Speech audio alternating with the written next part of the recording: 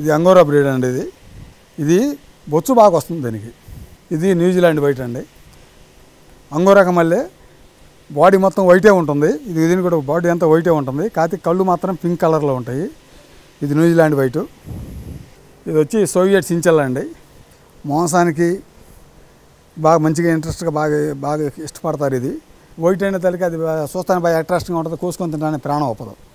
అందుకని దాన్ని white interest తక్కువ చూపిస్తారు. కానీ మాంసం ఏదైనా లోపల తోలు తీసిన తర్వాత ఎర్ర మేక, నల్ల మేక, తెల్ల మేక తోలేదు డిఫరెన్స్, లోపల మాంసం అంతా వైట్. ఇటుకు కూడా అంతే.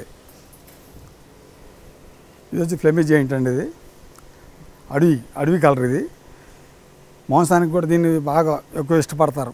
మాంసం టేస్ట్ ఏదైనా టేస్ట్ విషయంలో ఒకటే, చూస్తానికి అడవి కలర్గా ఉంటుంది కాబట్టి అడవి కొందేలు తీసుకెళ్ళిన వాళ్ళు కూడా ఏంటంటే అడవి కొందేలు అని చెప్పి ఒక 100 రూపాయలు ఎక్కువ అమ్ముకోవడానికి ఛాన్స్ ఉంటుంది. అందుకని దీన్ని ఎక్కువ ఇంట్రెస్ట్ చూపిస్తారు వీటికి. ఇది కాలిఫోర్నియా వైట్ అండి. న్యూజిలాండ్ వైట్కి మళ్ళీ ఉంటుంది ఇది కూడా. కాదు దీనికి ఏంటంటే ఈ చెవులు, మూతి, కనుక ఈ తోక కొంచెం నల్లగా ఉంటుంది. బాడీ అంతా సేమ్ న్యూజిలాండ్ వైట్కి మళ్ళీ ఉంటుంది. డిఫరెన్స్ వల్ల ఈ చెవులు, మూతి, తినక తోక నల్లగా ఉంటాయి కొంచెం. ఇది కాలిఫోర్నియా వైట్. ఇది వచ్చి వైట్ జెయింట్ అండి. ఇది కూడా మామూలుగా న్యూజిలాండ్ వైట్కి మళ్ళీ ఉంటుంది. బాడీ అంతా వైటే ఉంటుంది. కాదు న్యూజిలాండ్ వైట్కి దీనికి డిఫరెన్స్ ఏంటంటే దాని కళ్ళు పింక్ కలర్లో ఉంటాయి, దీనికి బ్లాక్ కలర్లో ఉంటాయి. అదే తేడా, సేమ్ అంతా వైటే. ఇది వైట్ జెయింట్ అంటారు దీన్ని. ఇది క్రాస్ బ్రీడ్ అండి. ఇది క్రాస్ బ్రీడ్. న్యూజిలాండ్ వైట్కి బ్లాక్ జెయింట్కి క్రాస్ బ్రీడ్ చేస్తే ఇట్లా వస్తున్నాయండి. కొంత వైట్, కొంత కలర్ బట్టే. ఇది క్రాస్ బ్రీడ్ అంటారు దీన్ని. ఇది బ్లాక్ జెయింట్ అండి. అంత ప్యూర్ బాడీ మొత్తం బ్లాక్ ఉంటుంది. దీన్ని బ్లాక్ జెయింట్ అంటారు.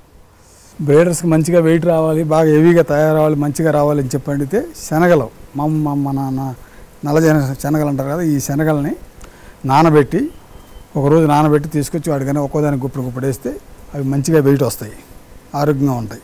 ఈ పుట్టినటువంటి బన్నీస్ 1 మంత్ బన్నీస్ అంటారు కదా, ఈ బన్నీస్ 1 మంత్ అయిన తర్వాత వాటిని అమ్ముకోవచ్చు.